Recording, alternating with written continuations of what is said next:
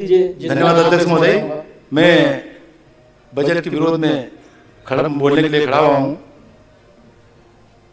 मध्य प्रदेश में schedule tribe की जनसंख्या यानी एसटी की जनसंख्या 22% के लगभग है और सन 1974-75 में 5वीं पंचवर्षीय योजना के माध्यम से आदिवासियों की आर्थिक सामाजिक अंतर को पाटने और मुख्य धारा में लाने के उद्देश्य से बजट में ट्राइबल सब प्लान का पृथक से व्यवस्था दी है।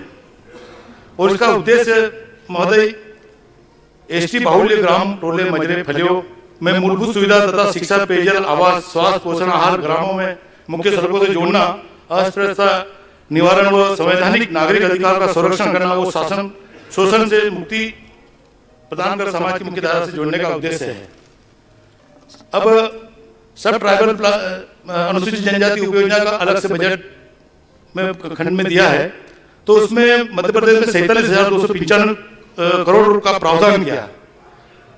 जब इसे सर समझने की कोशिश करी तो ये लगा कि हाथी के दांत दिखाने के कुछ और खाने के कुछ है, क्योंकि अनुसूचित जनजाति का भला जनजाति कार्य विभाग के माध्यम से ज्यादा किया जाता है। तो उसका बजट जब 47,295 करोड़ ट्राइबल सब प्लान में रखा है, तो जो जनजाति विभाग है इसको मात्र 5,000 करोड़ रुपए ही इसमें बजट में प्रोविजन किया है। तो जो जनजाति उपयोजना का केवल 10% है, जो 47,295 का उसका केवल 10% उपयोग है। अब इसमें इस बजट का उपयोग जो अन्य विभाग में किया, जैसे संस्कृति विभाग, पर्यटन विभाग, लोक निर्माण विभाग, विमानन विभाग, विज्ञान प्रौद्योगिकी, ऐसे अन्य कई विभागों में यानी लगभग सभी विभागों में ट्राइबल सब प्लान का पैसों का उपयोग हो रहा है। अब ट्राइबल सब प्लान का उपयोग इन चीजों में हो रहा है, तो इसमें बोलते हैं कि भाई ये अप्रत्यक्ष रूप से जनजाति के लोग भी इसका लाभ लेते हैं।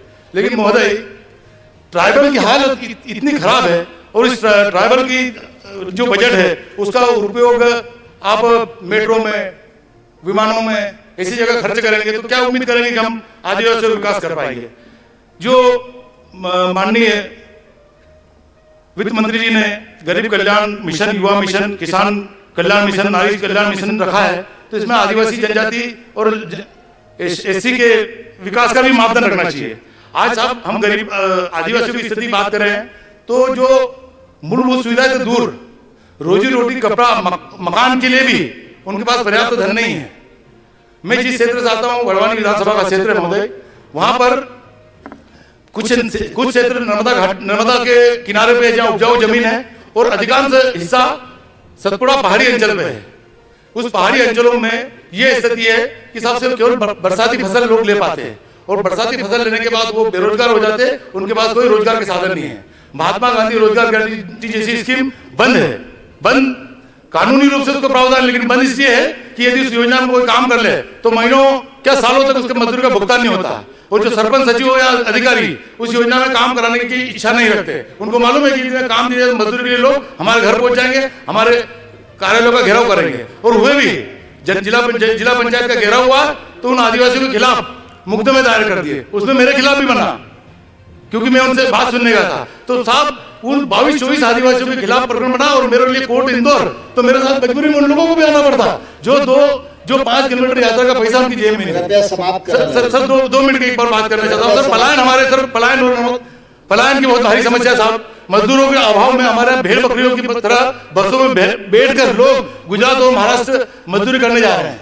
और अभी 14 तारीख को बड़वानी से सिलाव के बीच में एक बस दुर्घटना हुई जो अवैध बस संचालित थी और उसमें भी वो गुजरात मजदूरों को ले जा रही थी। मजदूरों को कहाँ जा रहे, क्या जा रहे, उसके संबंध में कोई समझ नहीं। सर आगे एक और चीज बात करना चाहूंगा कि हमारे क्षेत्र में शिक्षा की स्थिति बहुत खराब है। आप सरकारी रिकॉर्ड में ढूंढने मिल जाएगा कि 13 पार्टी विकास के अंदर 13 स्कूल, प्राथमिक स्कूल झोपड़े के अंदर संचालित हो रही है, झोपड़े में संचालित हो रही है। और उससे 3 दिन पहले भास्कर पेपर में खबर छपी थी कि पांचमल का भी एक, जो पांचमल विधानसभा उस गांव की स्कूल की झोपड़ा पेपर में छपा था। तो क्या उम्मीद करें कि हमारे वहां के अनुसूचित जनजाति के बच्चों को शिक्षा मिल पाएगी?